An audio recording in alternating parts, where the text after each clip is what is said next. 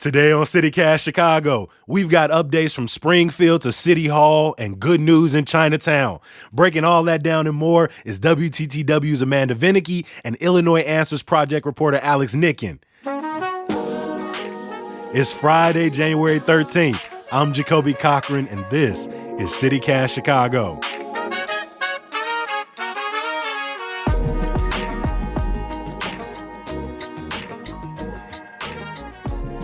Y'all's first time on the show together was April 9th, 2021, 3 weeks into the start of CityCast Chicago. It was episode 15.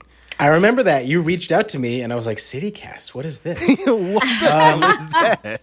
Welcome back, Alex. Welcome back, Amanda. Thanks for having me. Thanks. Great to be here. Together, y'all have been on the show a amazing 12 times, so I appreciate having y'all back. What episode are you on now, Jacoby? I think total episodes we've published, including reruns, probably close to 460. Dang. It's a long way from episode 15. That's awesome. Hopefully we'll still be here for like episode 5,000. Let's hope. Let's hope that the bag is heavy and I'm still here. Before we jump in, I have a very random question for y'all. It is Friday the 13th. Which doesn't happen that often, but it makes me have to ask, are there any superstitions that either of y'all have? I don't think so. I think that Friday the 13th is common enough and it's sort of a curiosity. But one thing that I do sometimes think about is that I was actually born very late at night on a Thursday the 12th. So I consider myself very lucky and, no curses here. I think I'm all good. So first of all, speaking of birthdays, I don't know if she'll listen because, sorry, Jacoby, she is turning 6 and I'm not sure this is really her speed. But the cutest little girl that ever existed was born on this very day, and that is my niece, Daisy. So happy birthday, Daisy. And I guess I think of January 13th as her birthday and not a Friday the 13th. So any sort of good omens and well wishes and all of that, she's a pretty plucky, awesome kid. And therefore, I'm going to say I don't have any misgivings about it. But I do always notice in elevators when they skip floor 13. When they skip 13. I think that is interesting. Yeah. I think that's just confusing. I ask about that. And I always wonder because for so many, it goes back to the superstition. I was like, you made your entire building plan around this. Me, on the other hand, I like to challenge fate. So I walk under every ladder. I split as many poles as possible. I pet the black cat when they pull up. Exactly. I'm breaking mama's backs day whenever I can. I will say walking under ladders does seem a little... I don't know about superstitious, but yeah, just kind of dicey. Jacoby, maybe watch out on that one. When I slide through it, I'm talking like the Ray Lewis Baltimore Ravens exit slide. The reason I brought y'all back in here is because not only are y'all two of my favorite people to talk to, y'all work so well together, but we got to look back on some stories from the second week of 2023 across not only our city, but our state. And Amanda, I'm going to start with you because this week, the 103rd General Assembly came together. What are some updates that came out of Springfield this week? So yeah, it is the 103rd General Assembly. As of noon on Wednesday was the inauguration. And I got to point out, there was a lot of turnover. So just a lot of recognizable figureheads from both sides of the aisle not returning, whether it be because they are retiring, whether it be because they're sick of this whole thing, or whether it be because they lost in November's election. So it really is a new day, and it is continues to be a more diverse in some ways General Assembly, with the first Muslim elected as a member of the Illinois House, for example, a historically young member, and yet there is also, I think, more Democratic dominance. And so there's less diversity from that perspective, and the Republicans that are elected are not only smaller, but also definitely more conservative leaning and hail more from downstate than do the suburbs. So that's a big switch. And then, of course, while that the 103rd is just getting started, the 102nd General Assembly was really busy these past couple of days, and we're looking at some big pieces of legislation, and the one that's getting the most attention. Yeah, what's the biggest one? That big one is a ban on so-called assault weapons. I say so-called because that term is one that is very controversial.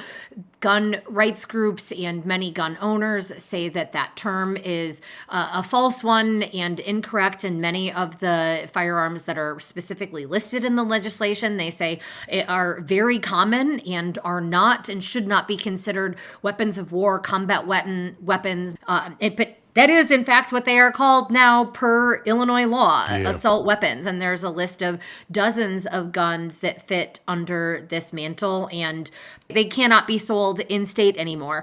People who owned them prior to the governor's signature on Tuesday night are able to keep them, but they have roughly a year to register them with the state of Illinois, something that, again, many gun owners do take great umbrage with, but that's going to be another fight, frankly. Yeah, we sat down with Representative Bob Morgan, who introduced that piece of legislation, and one of my questions to him was, can you clearly define what an assault weapon is and what a high-capacity magazine can do to assault weapons?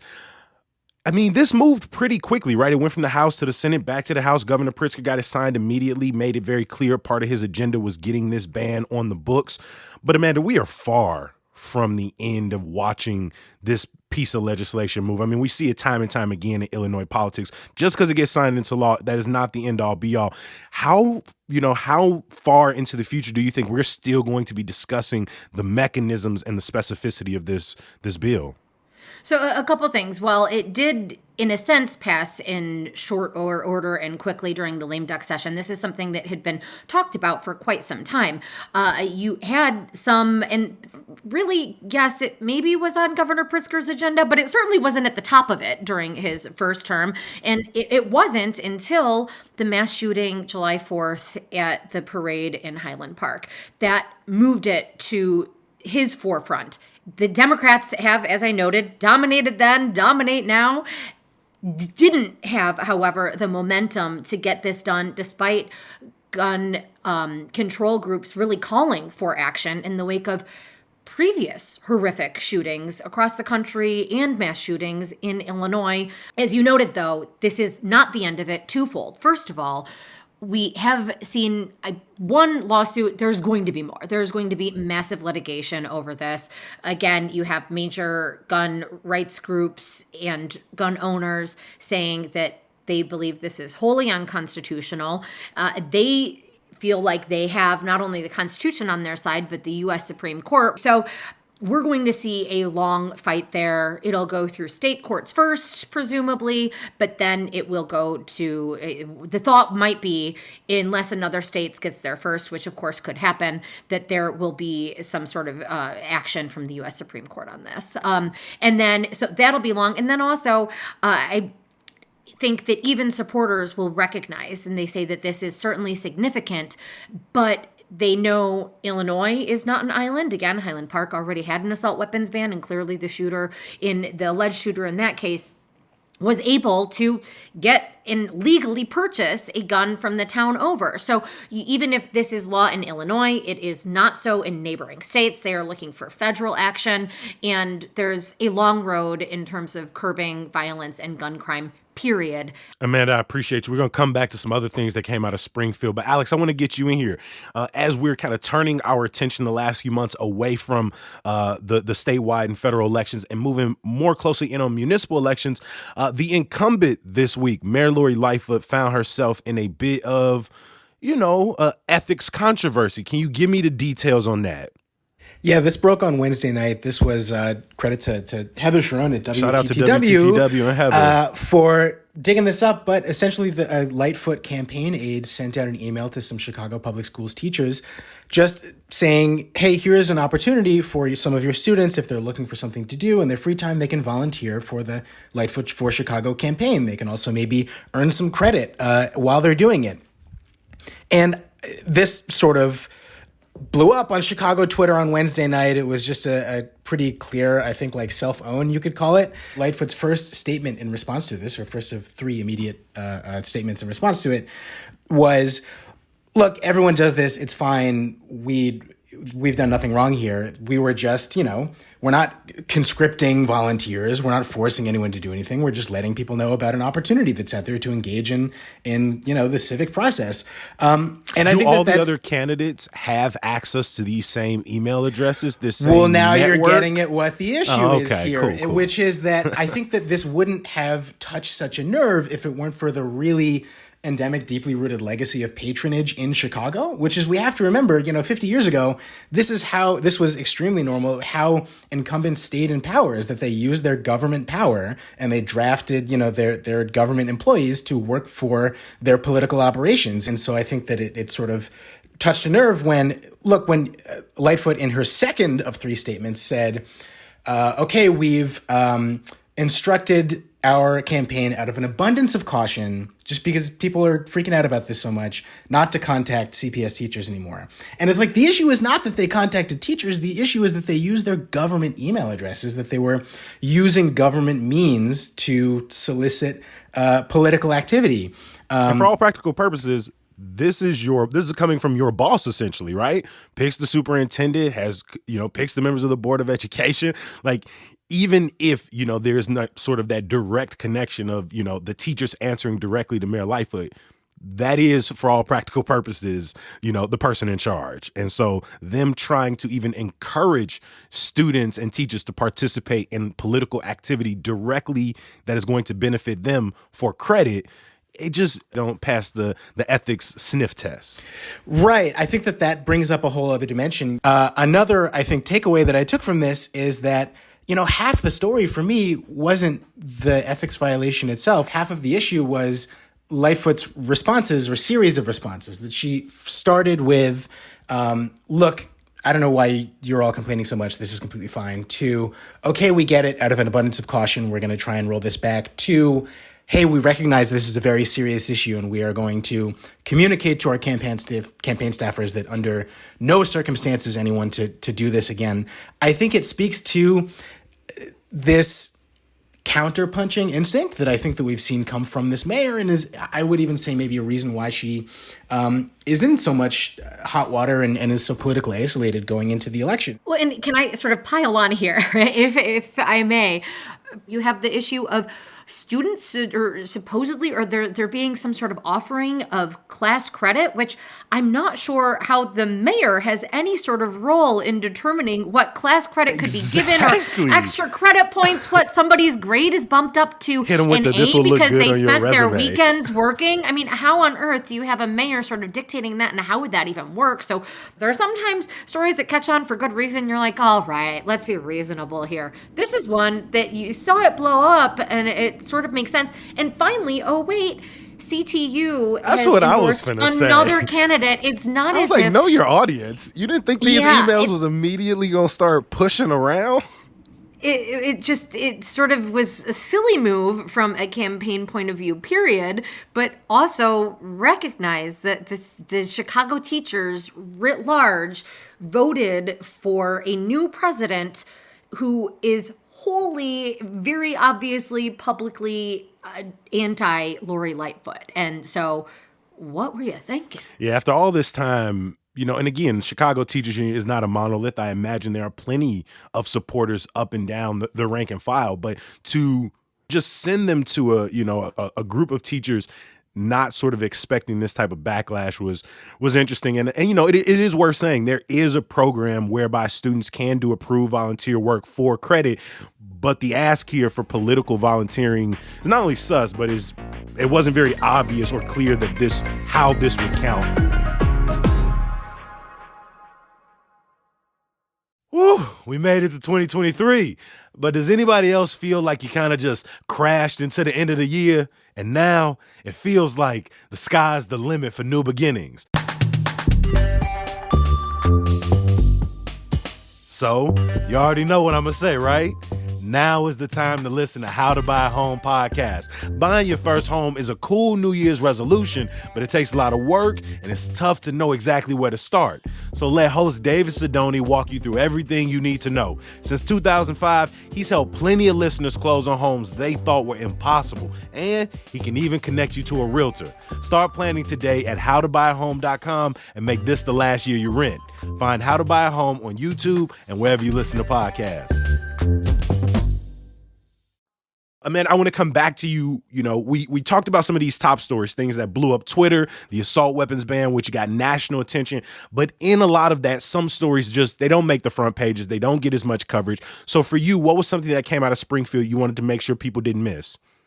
Again, this was a very busy lame duck session. The activity went until I think about 10 o'clock or so on a Tuesday night, and you can only sort of cover and devote and pay attention to so much. By the way, that's sometimes exactly why they wait to do things until the very last minute, perhaps when folks aren't paying attention.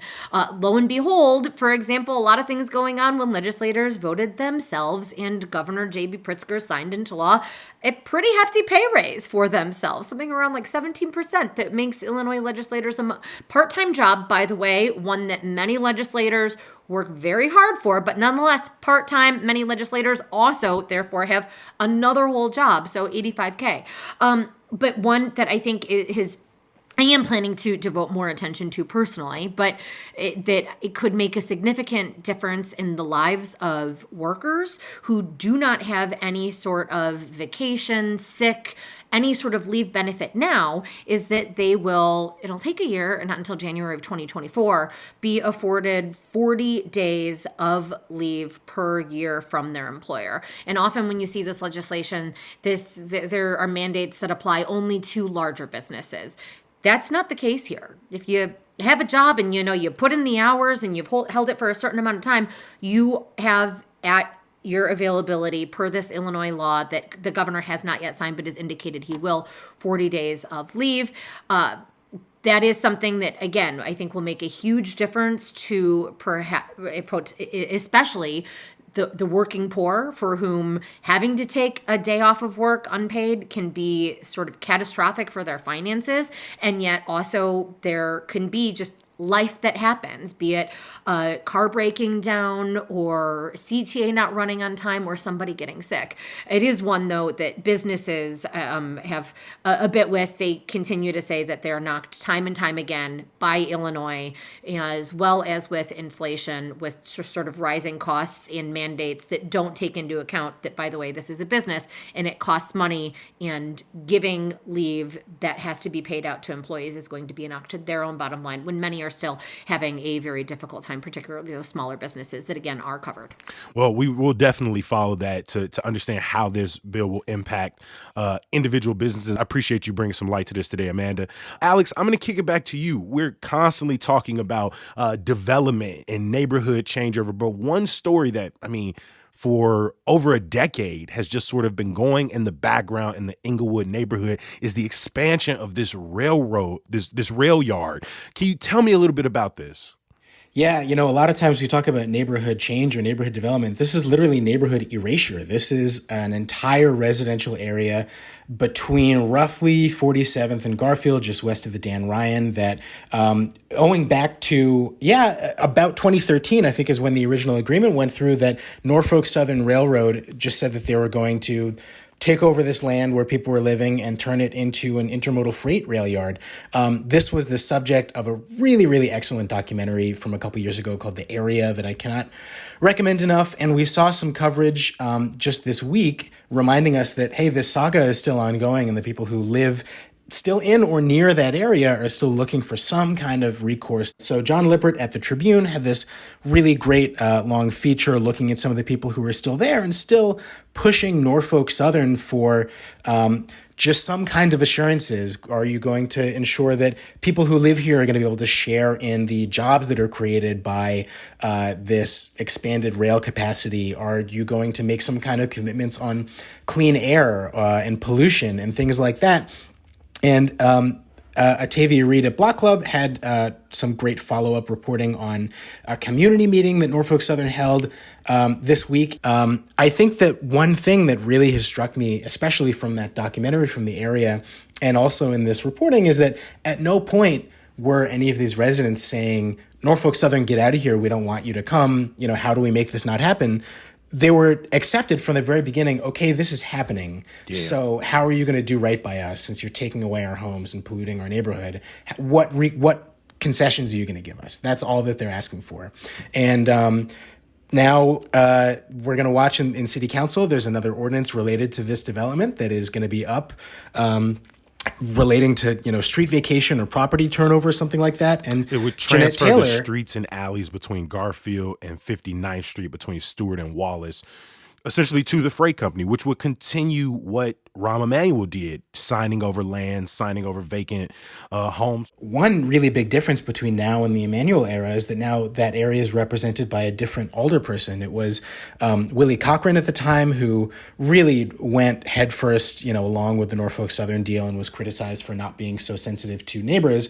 And now Jeanette Taylor is, at this point, I believe, according to Block Club, still threatening to withhold her vote for this ordinance this month, saying, hey, you guys got to do better than that. You got to sit down, you got to talk to neighbors, and you got to work something out with them. I read this article that even, I think it came out 7 years ago, was saying every year this story makes a brief round through the news with a sharper tone of inevitability. And as we look at the passing of the ordinances, we look at the expansion. I mean, even if you go back to 2008, where Norfolk were already kind of privately buying up and tearing down homes, it just feels like when we are kind of discussing bringing manufacturing to communities or expanding manufacturing or expanding jobs, particularly in brown and black communities around industrialization, it seems as if we only focus on what is to be gained from this, we can ignore everything else, whether it is housing, whether it is air quality, whether it's access to jobs. And so, again, I appreciate you bringing some attention to this, because if this ordinance goes through, it feels like that is one of the last major steps towards this years-long process continuing forward. It's definitely the home stretch. I'm not sure that it's necessarily the last. Every episode of CityCast Chicago ends with some good news to get the people through the day, the weekend, the next 3 minutes on the podcast, whatever they're going through. Amanda, what is your some good news for people this Friday? You do put me in a great mood whenever you sing Jacoby. I mean, I don't know what sort of recording artists or talent agents are checking out the podcast, but there you go. So my good news. Come on, I love when y'all I don't sing have that. it. I've got a lower voice. My good news. Okay. My good news is that we have talked often about environmental injustice, and there's sort of just but Illinois is behind Alaska, and that doesn't even count because Alaska, of course, is sort of home to nature and all things beautiful. Evidently, number 2 for bald eagles flying on through. Come on. And coming by and visiting our fine state of Illinois. And you too can witness them. There are all sorts of events this weekend in Will County, but also in the Quad Cities. I believe there's, it's called Plum Island. There are a whole lot of bald eagles. Over 3,000 are estimated to winter in Illinois. That includes in some of the near suburbs. But also I think Pere Marquette does a lot of bald eagle days, and that is perhaps my favorite state park, and it's very beautiful, so check it out, and pretty darn cool. I don't think people often associate bald eagles with Illinois. They can and should. I don't. And again, when I saw that second after Alaska, which, I'm going in a month, so I'm going to keep my eyes open for them Alaskan bald eagles. But I wonder, do you think outside of just the sightings, does that have any impact on like local wildlife or anything. I imagine for the alley cats across Illinois, they looking up into the sky with a little bit of a what is Feast. that? Why this, Probably, what is that? probably. Yeah. What's all this patriotism? Maybe they should hide a little bit. Yeah, I don't know. Hopefully, I am not trying to pit bald eagles against any other wildlife and hope that they all fare well. But I think that this is just sort of nature and how things are supposed to be after eagles had really been on an endangered species list, and there had been fear that the nation's great symbol of flying soaring bald eagles was not going to be here. They're soaring back, if you will. I know that's always a checklist item on my list whenever I'm at Starved Rock State Park. There is an area where there are always some bald eagles that are nesting, roosting, whatever you call it, and you can always see them. There is also, I feel like I've seen there have been these viral videos of in hotel or apartment lobbies in Chicago where a bald eagle just gets in and flaps around and they're like a pest that they're trying to get out. And I always thought of that. I'll look it up. I'll send it to you guys. But it's we're lousy with bald eagles here in Illinois. On Saturday, there's a bald eagle watch event in Will County. If anybody's interested in, there's a pair of nesting, a pair that likes to nest out there, and you might be able to see it. And so we'll drop some links in the show notes for that. Alex, what is some good news for CityCast listeners? This some 400 episodes after your very first appearance. Man, well, it can be a little tough this time of year in mid-January because to find things to look forward to because the holidays are over, summer is a long way away, but one thing that I always look forward to this time of year is the Lunar New Year and all of the Chinatown celebrations. This is the actual Lunar New Year, I think is January 22nd, but we're going to have a couple of events coming up next weekend. Jewel on Canal Street is doing a kind of Lunar New Year event, and then of course leading up to the big New Year parades the following weekend, Saturday, January 28th on Argyle, and then Sunday the following day in Chinatown on Wentworth. Always love these events, just the sort of music, the culture. I mean, Chinese food is my favorite kind of food, and I've gotten recently Me into... too, Alex. Me nice. too. We should go to Chinatown sometime. I'm here for it. I have gotten into baking Chinese buns and bao a little bit. Wow. It's one of my new favorite things, and hopefully we'll eat even more in the coming weeks for the Lunar New Year. Can I add that I both love the color. Chinatown, of course, needs and continues to need support. So many businesses there that really were a hit during COVID. But also, selfishly, maybe if you didn't have your act together and set a New Year's resolution on January 1, this is sort of like opportunity number 2. You got a mulligan, yeah. You get to reset it. I love every time you come on, Alex. You always give us some good events. I'm so grateful. How grateful. I think I'd be more grateful, if we got to try some of these bao and moon. No, we got to pull up. He be open. He be open invite. Alex be real about it. He be invited. I'm willing to taste test, Alex. Come on. You bring the fruit, I bring the roll up. Let's do it. My good news is in celebration of MLK Day, this forthcoming Monday, we are going to be off here at CityCast Chicago.